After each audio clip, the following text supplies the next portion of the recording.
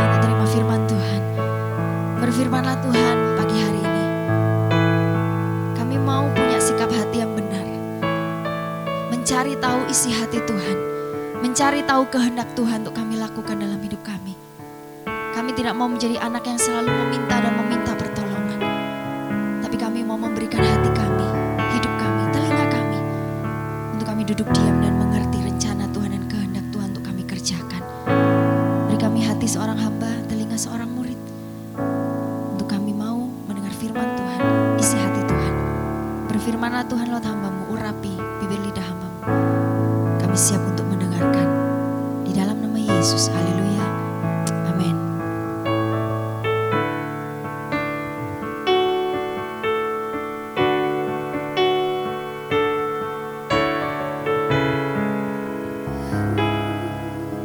Kami naikkan syukur.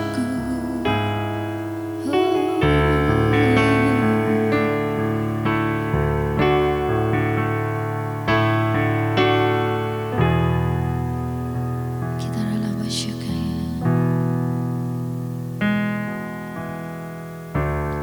Dengan apa ku membalas kasih-Mu yang ku terima dari-Mu. Dengan apa ku membalas cinta-Mu.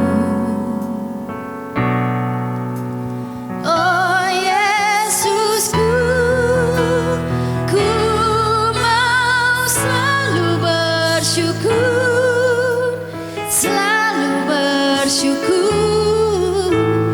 Kau Tuhan yang setia, yang selalu menopang. Ku mau selalu bersyukur, selalu bersyukur. Kau Bapa-Ku yang setia. Kami mau naikkan ucapan syukur kami Tuhan. Dengan apa ku membalas kasih-Mu yang ku terima dari-Mu. Dengan apa ku membalas cinta-Mu. Oh Yesusku, ku mau selalu bersyukur, selalu bersyukur. Oh, Kau Tuhan yang setia, yang selalu menopang. Ku mau selalu bersyukur.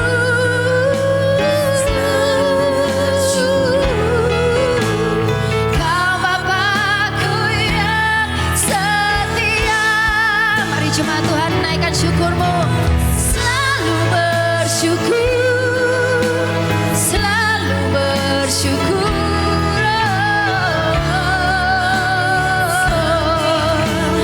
Yang selalu menopang. Ku mau selalu bersyukur. Kau Bapa-Ku yang setia. Kita mau belajar naikkan ucapan syukur di dalam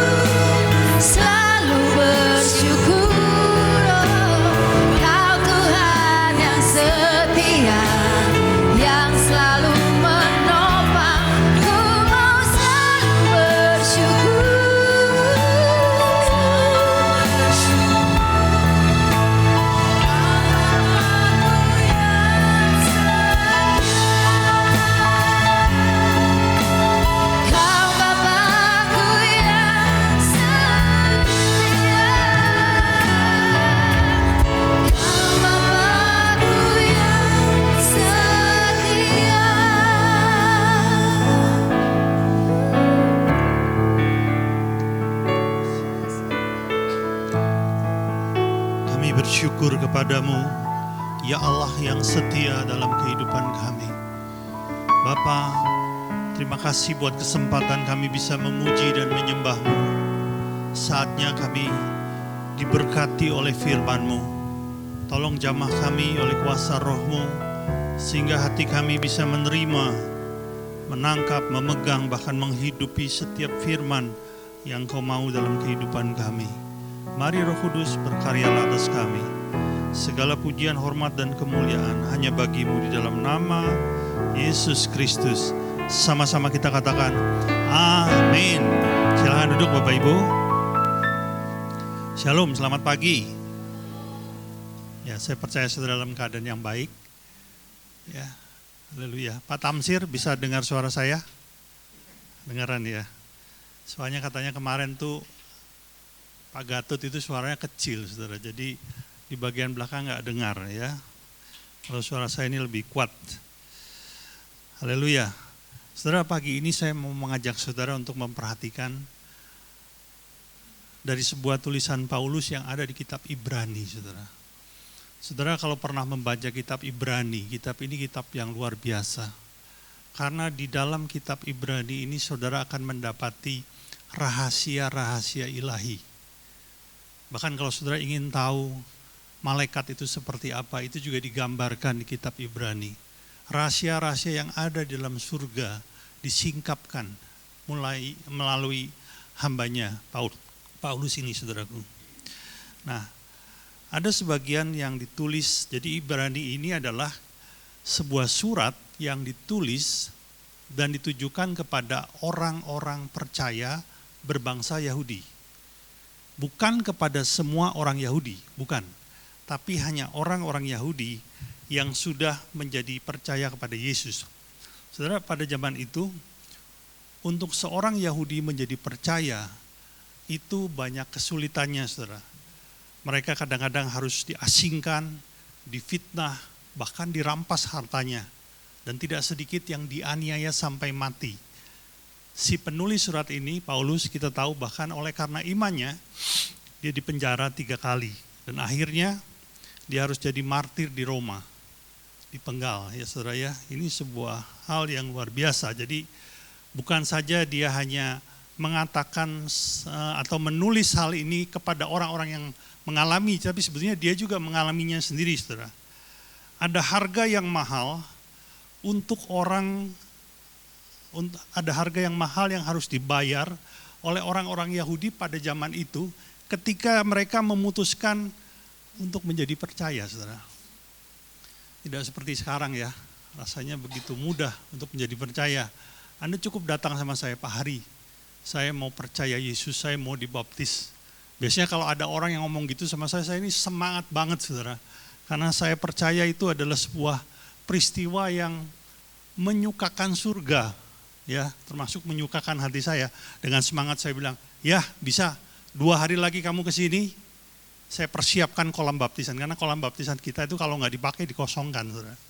Ya, sebelum diisi air bahkan saya sempatkan untuk menyikat itu kolam sampai bersih, baru diisi air. 2 hari kemudian, saya tunggu-tunggu, yang muncul cuma WA-nya saudara, WA-nya doang. Pak Hari, mohon maaf saya ada urusan, hari ini saya nggak bisa ke sana. Saudara, keputusan untuk percaya ternyata hari ini tidak sepenting urusan-urusan yang lain. Ya, tapi tidak demikian pada zaman itu, saudara. Orang harus bayar harga yang mahal untuk menjadi percaya. Mereka yang memutuskan menjadi percaya seperti atau seakan-akan sudah taken kontrak, rela kehilangan segala-galanya. Sayangnya hari ini ada pengajaran yang mengajarkan ikut Yesus itu mendapatkan segala-galanya. Kok jadi kebalik-balik ya, saudara ya? Hati-hati ya, itu seringkali disebut dengan istilah teologi kemakmuran. Coba kita lihat aja langsung. Ibrani 10 ayat 32 sampai 36.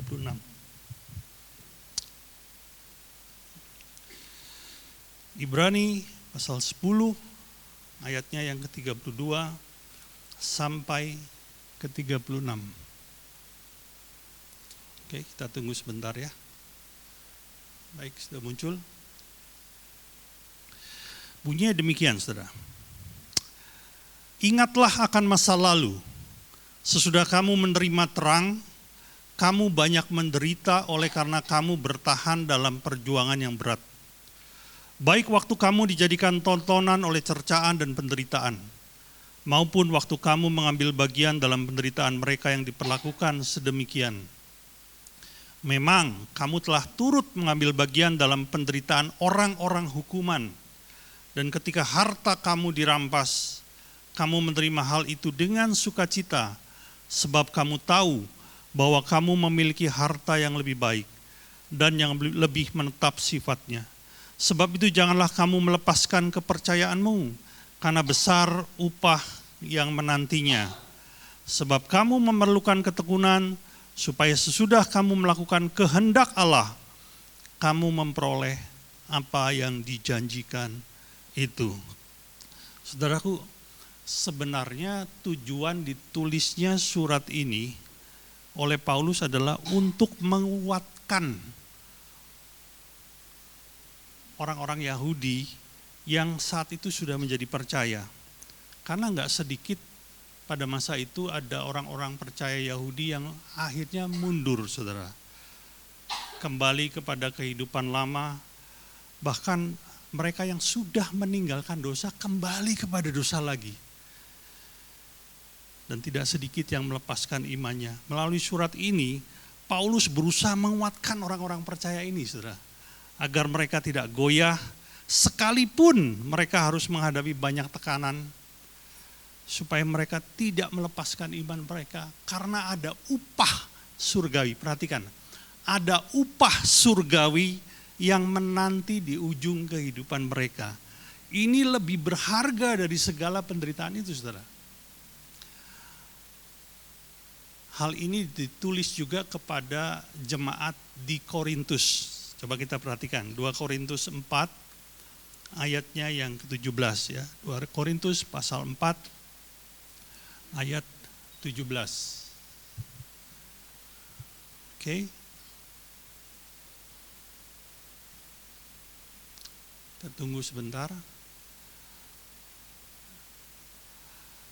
Sebab penderitaan ringan yang sekarang ini mengerjakan bagi kami kemuliaan kekal yang melebihi segala-galanya. Perhatikan, jauh lebih besar daripada penderitaan kami.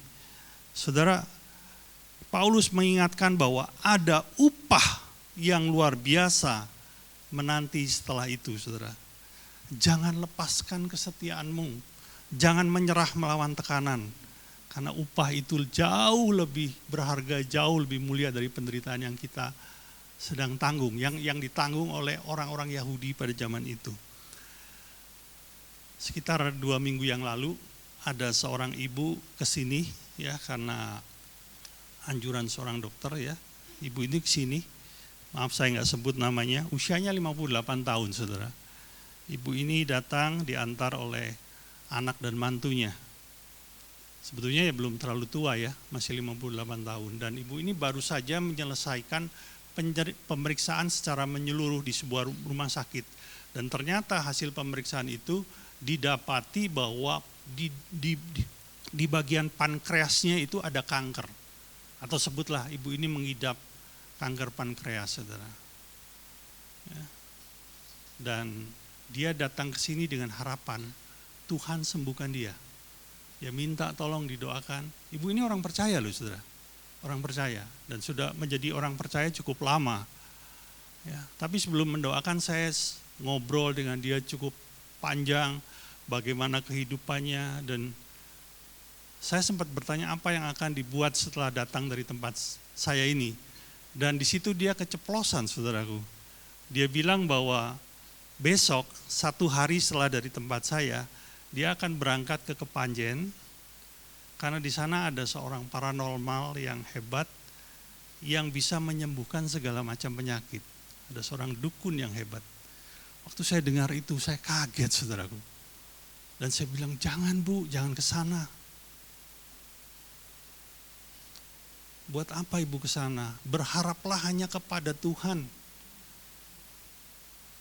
sekalipun ibu ke sana dan ternyata sembuh, tapi kalau ibu kehilangan surga buat apa? Mendingan ibu tidak sembuh, tapi tidak kehilangan surga. Saya bicara agak keras ya waktu itu. Atau begini saja, ibu kalau mau ke sana dulu aja. Nanti kalau ke sana sudah nggak ada harapan, gagal, datang lagi ke sini. Saya akan doakan. Tapi kalau ibu mau ke sana dan ke sini juga, saya nggak mau doakan. Saudara, ada hal yang ditinggalkan, saudara ya. Dan Tuhan mau kita tidak melepaskan kesetiaan di titik ini. Saudara, upah yang dimaksud, yang ditulis oleh Paulus di kitab Ibrani pasal 10 tadi, itu bukan hanya upah sekedar selamat loh saudara. Saya percaya saudara ini bagi yang anggota gereja yang lama sudah mengikuti kelas pendalaman Alkitab akhir zaman yang 10 sesi.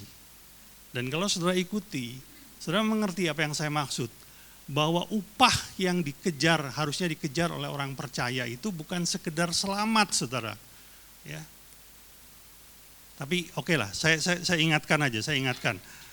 Ada beberapa hal pagi ini saya ingatkan 3. Pertama, orang percaya itu harusnya mengejar upah surgawi loh. Coba kita perhatikan ya ayatnya ya, 1 Korintus 3 ayat 13 sampai 15.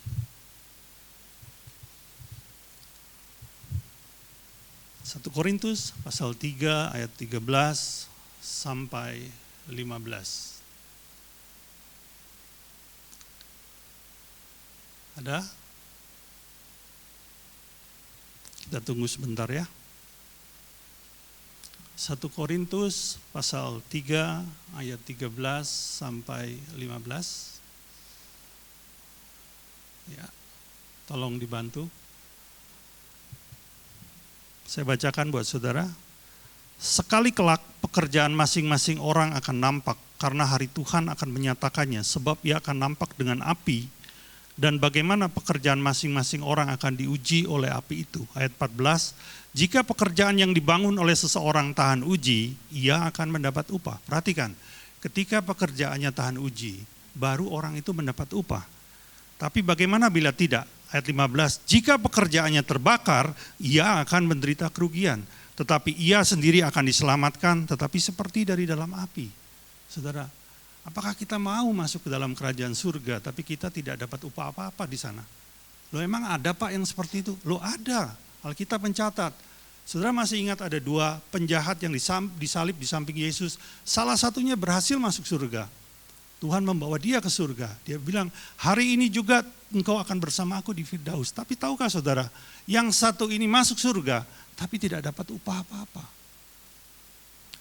Kita diberi kesempatan jauh lebih baik daripada penjahat itu saudara. Oleh karenanya, kejar upah surgawi ini. Yang kedua, apa yang kita bisa kejar saudara? Kebangkitan pertama saudara. Ya. Saudara kalau mau baca, nanti baca di rumah saja, itu ada di Wahyu pasal 20 ayat 4. Perhatikan saudara, tidak semua orang percaya mengalami kebangkitan pertama. Kita tahu di akhir zaman itu ada 2 jenis kebangkitan, yaitu pertama dan kedua. Dan orang percaya terbagi menjadi 2 kelompok. Satu kelompok memperoleh anugerah bangkit pada kebangkitan pertama. Tapi kelompok kedua mengalami kebangkitan yang kedua saudaraku.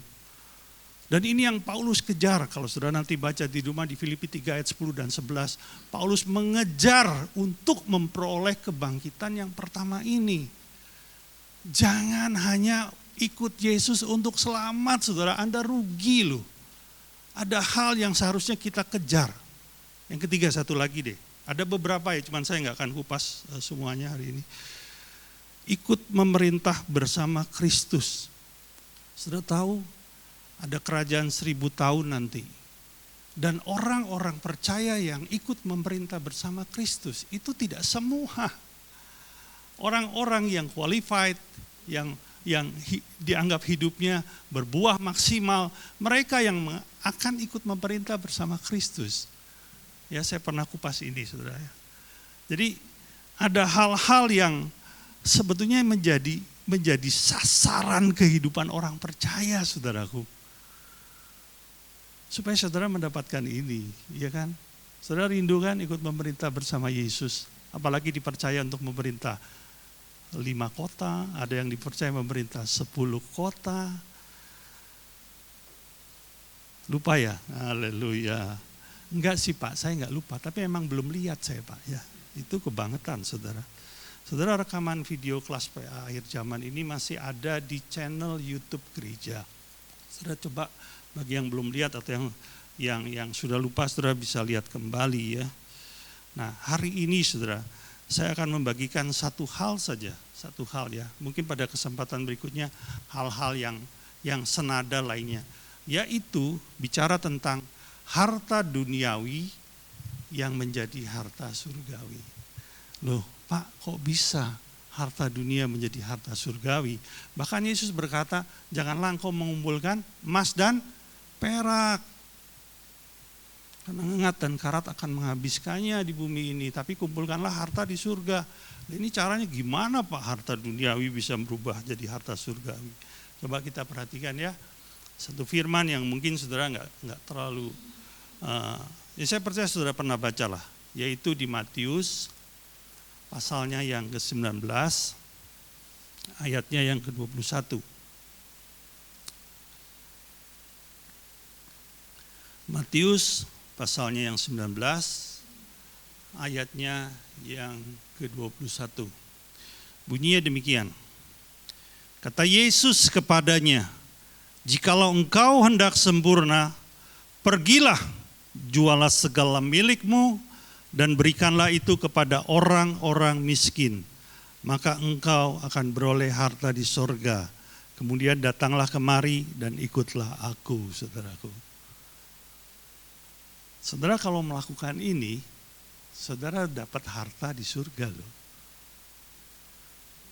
Pergi, jual milikmu, berikan kepada orang miskin. Haleluya. Nah itu yang saya nggak suka Pak. Saudara, yang dimaksud Yesus dalam hal ini adalah ketika engkau menggunakan hartamu sesuai dengan kehendak Allah, maka engkau akan beroleh harta surgawi. Saya ulangi ya, ketika engkau menggunakan hartamu sesuai dengan kehendak Allah, maka engkau akan beroleh harta surgawi. Yang amin cuma 2 saudara. Haleluya. 2 hari yang lalu ketika kami punya kebiasaan setiap jam 8 malam saya sekeluarga berkumpul bersama berdoa. Dan ini kita lakukan setiap hari. Nah 2 hari yang lalu ketika kita berdoa bersama, Tuhan berbicara sesuatu di dalam hati saya. Dan ini tentang proyek dari seorang jemaat kita, yaitu Pak Ham, orang Korea itu, tentang sumur bor yang sedang dikerjakan di Sumba. Ya, saya ceritakan sedikit supaya saudara nangkep ya. Jadi Pak Ham ini punya proyek penginjilan di Sumba Barat, tepatnya di desa Kadueta, Kadueta. Di mana tempat itu sangat kering, saudara. Kesulitan sumber air.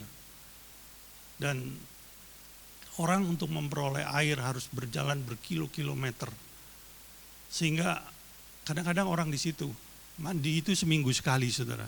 Itu harumnya luar biasa. Ya. Tapi Pak Ham itu punya hati untuk orang-orang di sana. Bayangkan saudara, sebelumnya saudara saya pernah cerita 15 desa yang tidak ada satupun orang Kristen.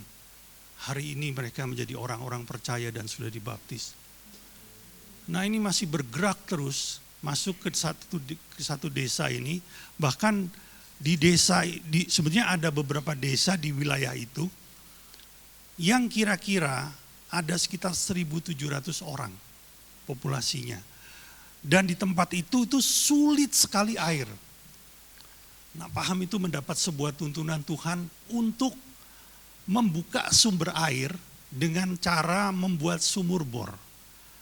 Dan dia percaya melalui sumur bor itu kalau sampai keluar airnya paling tidak ada 1.500 orang penganut kepercayaan Marapu. Sudah tahu Marapu? Itu adalah kepercayaan yang dianut oleh orang sana, menyembah roh-roh nenek moyang. Dan mereka akan percaya kepada Kristus melalui proyek ini, saudara. Waktu itu Tuhan taruh sesuatu dalam hati saya. Lakukan, bantu. Bahkan Tuhan tunjukkan berapa nilai yang harus saya berikan kepada Paham. Bukan nilai yang kecil, apalagi di masa pandemi seperti ini. Tapi ini kehendak Allah.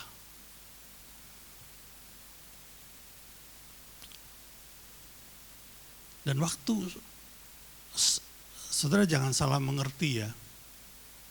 Saya tidak menceritakan ini untuk saudara memberikan persembahan ke gereja. Oh enggak. Ini saya lakukan secara pribadi mewakili gereja. Kalaupun ada dari saudara yang ingin terlibat, Pak saya ingin juga menabur di sana. Saudara nanti tanya rekening Pak Ham aja, transfer sendiri, tidak usah melalui gereja. Ya, ini tuntunan yang datang buat saya dan ini yang kita akan kerjakan. Dan saudara bikin sumur bor di sana itu ternyata sulitnya setengah mati. Kemarin saya hubungi beliau, Pak bagaimana proyek sumur bor ini? Pak Hari susah sekali, kita sudah pindah tempat berulang-ulang. Itu buat apa? Bor itu sampai kedalaman 100 meter lebih, enggak dapat juga. Ini saya dikirimi videonya, kita lihat aja ya. Coba mencari air satu.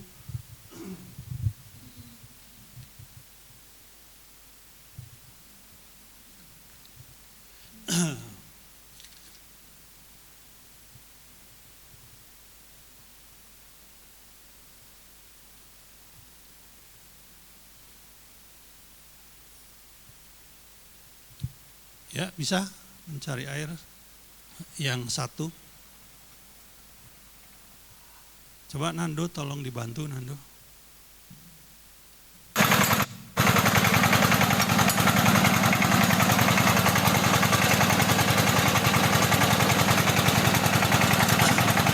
Ini mesin bornya saudara.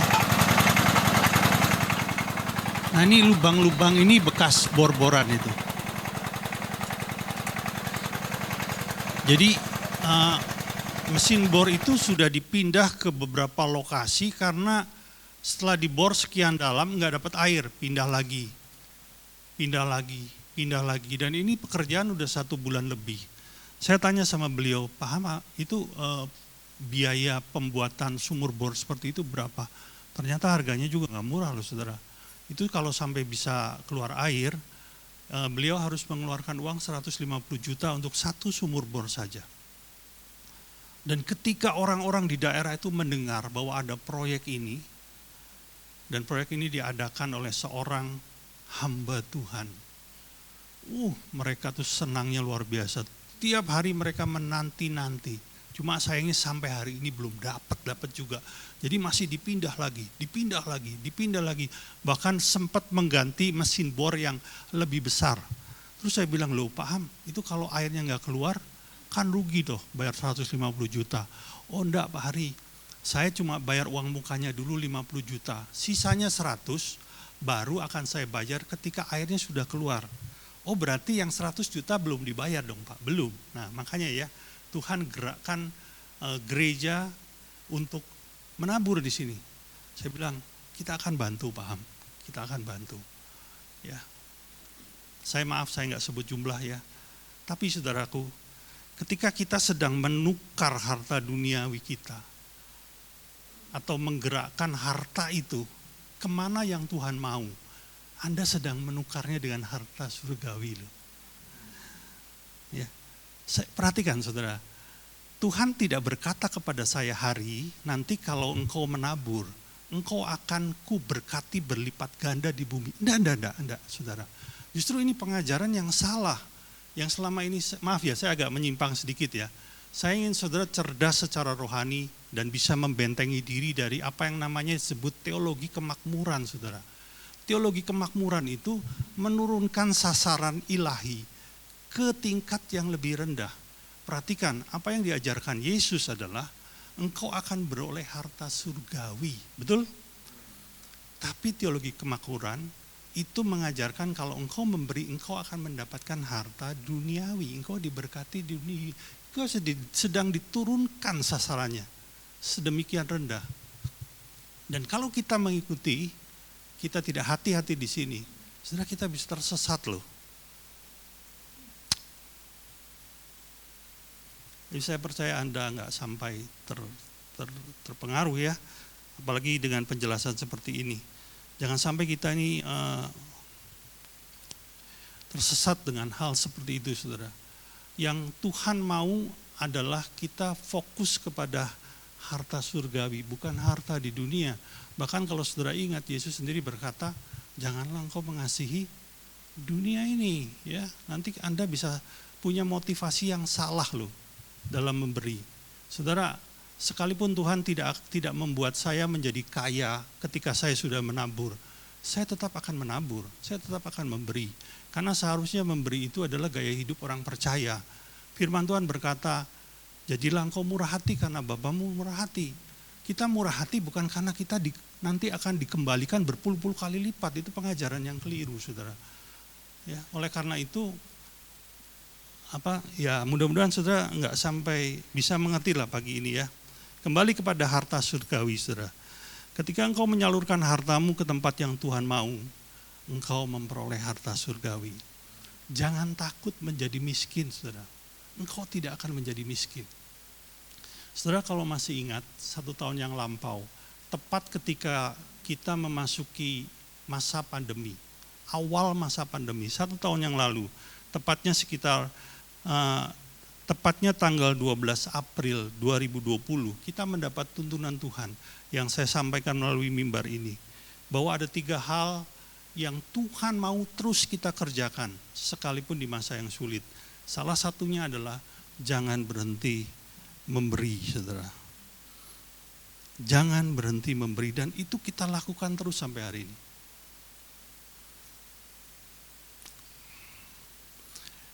Perhatikan ini, saudara. Pemeliharaan ilahi pasti akan dialami oleh setiap orang yang mengikuti kehendak Allah. Perhatikan ya. Termasuk dalam memberi, tapi jangan dibalik. Maksud saya begini, kalau saya memberi, pasti saya akan mengalami pemeliharaan ilahi. Bukan seperti itu. Kalau Anda memberi tapi Anda hidup di luar kehendak Allah, saya jamin Anda tidak akan mengalami pemeliharaan ilahi. Sudah ngerti maksudnya? Memberi itu adalah sebagian dari kehendak ilahi. Tapi kita harus mengikuti kehendak ilahi itu secara lengkap, saudaraku. Ya, perhatikan, sejak 1 tahun yang lalu, saya nggak perlu mengekspos, tapi kita tidak pernah berhenti memberi. Melalui banyak hal, saudara. Hari ini lewat 1 tahun, genap 1 tahun sudah kita lewati. Saudara perhatikan, apakah gereja ini menjadi bangkrut? No. Pemeliharaan ilahi itu tetap hadir dalam kehidupan gereja ini. Tapi bukan untuk itu kita memberi. Karena kita memberi untuk mengikuti kehendak Allah. Saudara, mungkin ada yang bertanya, Pak, tapi saya bukan orang kaya, Pak. Saya ini orang miskin. Tuhan tidak pernah memintamu untuk memberikan apa yang kau tidak punya. Perhatikan ya. Tuhan tidak pernah memintamu memberikan apa yang kau tidak punya. Kalau engkau cuma punya segenggam tepung, itu cukup. Kalau engkau hanya punya 5 roti dan 2 ikan kecil, itu cukup. Jangan tunggu menjadi kaya untuk memberi. Pertanyaannya pagi ini, maukah Anda memperoleh harta surgawi?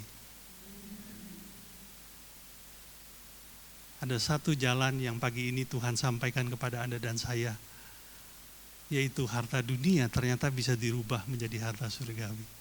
Salurkan itu kemana Tuhan mau. Ya, di dalam Alkitab sebetulnya kita bisa melihat tempat-tempat mana yang Tuhan mau untuk kita salurkan. Tapi kadang-kadang ya, Tuhan berbicara secara spesifik, khusus. Saya tahu benar satu kali ada sepasang suami istri di Jakarta yang cinta Tuhan. Dan waktu itu baru saja si istri ini mendapat berkat yang luar biasa. Yaitu dia menjual sebuah barang milik temannya dan dia menjual dengan tentunya mengambil untung. Untungnya lumayan, saudara, 7 juta rupiah untungnya. Dan waktu itu mereka itu sebetulnya sedang gak punya uang. Jadi ketika mereka, dapat untung 7 juta. Mereka pikir, waduh Tuhan baik. Tapi tahukah saudara, malamnya tuh Roh Kudus berbicara kepada istri ibu ini, dibilang, uang itu bukan buat kamu, besok transfer. Ada sebuah gereja kecil di sana membutuhkan. Saudara, dia sempat ragu. Loh, kami perlu Tuhan katanya, kami juga butuh. Tapi ibu ini taat, saudara. Dia salurkan. Dan saya melihat pemeliharaan Tuhan tidak pernah meninggalkan kehidupan keluarga itu sampai hari ini. Bukan karena ibu ini mencari pemeliharaan ilahi. Saya katakan sekali lagi, pemeliharaan ilahi pasti dialami oleh semua orang yang hidup di dalam kehendak Allah. Sekalipun Anda tidak meminta-minta kepada Tuhan. Oh, anak saya ini sekarang yang kecil di Semarang karena ada kegiatan kuliah ya. Bukan tatap muka, belum ada pembelajaran sih, tapi ada kegiatan kampus lah.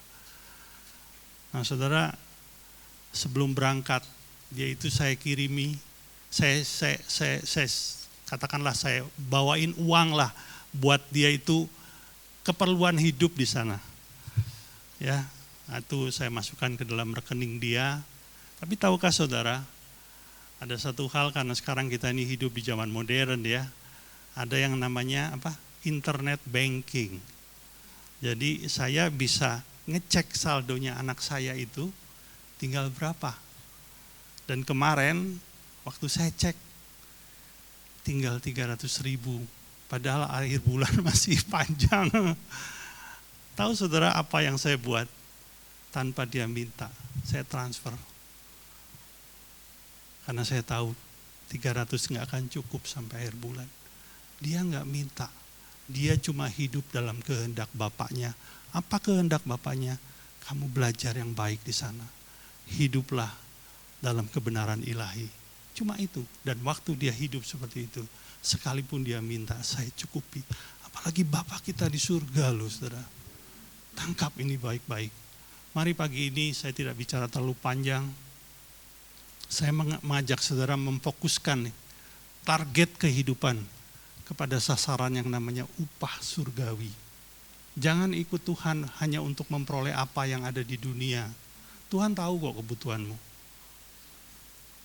Tapi targetnya adalah upah surgawi. Amin saudaraku. Amin. Baik. Kunci D.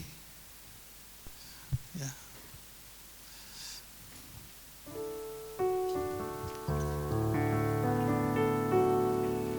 Ku bersyukur kau memilihku menjadi hamba-Mu, melayani-Mu.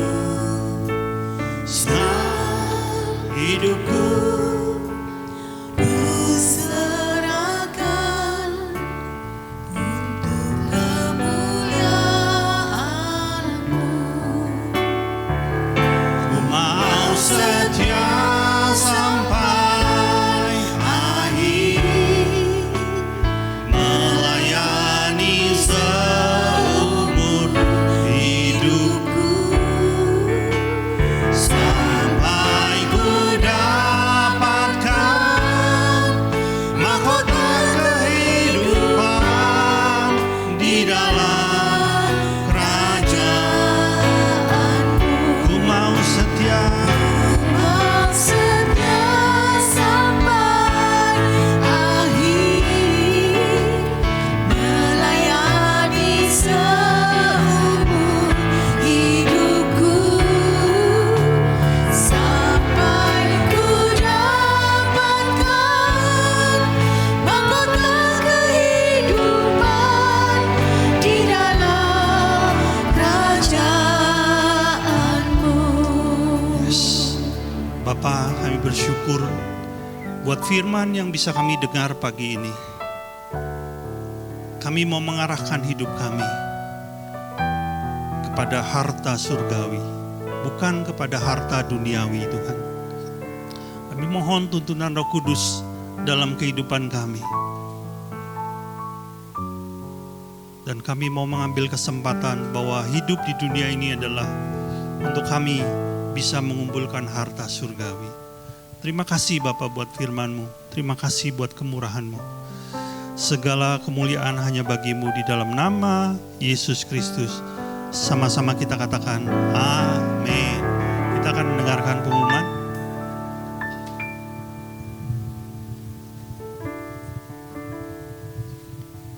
Shalom Bapak Ibu, selamat pagi. Saya akan bacakan pengumuman. Yang pertama, bagi yang ingin mengikuti ibadah tatap muka minggu depan, harap mendaftar lebih dahulu di grup WA gereja. Yang kedua, bagi yang tidak hadir ibadah tatap muka saat ini, bisa mengikuti ibadah online melalui YouTube sekitar jam 2 siang nanti, dan linknya akan diinformasikan di grup WA gereja kita. Yang ketiga, mari kita membangun mesbah doa setiap jam 8 malam seperti yang dianjurkan atau yang sudah diumumkan di grup WA. Ajak anggota keluarga kita untuk membangun hubungan dengan Tuhan. Yang keempat, doa malam hari Rabu tetap diadakan jam 7 malam.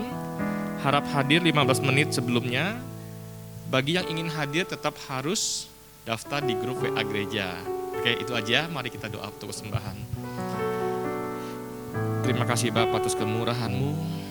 Kalau kami boleh beribadah, memuji-muji Engkau Tuhan, mendengarkan sabda-Mu Tuhan. Terima kasih Bapa. Sekarang saatnya kami ingin memberi yang terbaik untuk kemuliaan-Mu. Kami siap memberi dalam nama Yesus. Haleluya. Amin. Selamat menabur, Tuhan Yesus memberkati. Allah sanggup melakukan segala perkara, dulu, sekarang, dan selamanya. Kuasanya tidak berubah. Allah sanggup melakukan segala perkara, dulu, sekarang, dan selamanya. Kuasanya tak berubah. Dulu, sekarang, dan selamanya. Dulu, sekarang, dan selamanya. Dulu, sekarang, dan selamanya. Kuasanya tak berubah. Saya minta Bapak Ibu untuk bangkit berdiri. Kita akan mengakhiri ibadah ini dengan doa penutup. Segala puji syukur kami Tuhan. Kami naikkan di hadapan-Mu. Terima kasih Tuhan, kalau kami boleh tetap muka, kami boleh memuji, membesarkan nama-Mu di tempat ini Tuhan. Terima kasih Bapa, terlebih-lebih Tuhan, kami boleh mendengar sabda-Mu. Sabda-Mu sudah dibentangkan di hati kami. Beri kami hati yang lembut untuk mengikuti apa yang Kau mau dalam hidup kami, apa yang mau kami lakukan. Terima kasih Bapa untuk firman-Mu yang telah disampaikan oleh hamba-Mu Tuhan. Pakai hamba-Mu beliau lebih lagi Tuhan, untuk menyatakan isi hati-Mu Tuhan. Hikmat marifat-Mu turun atasnya Bapa.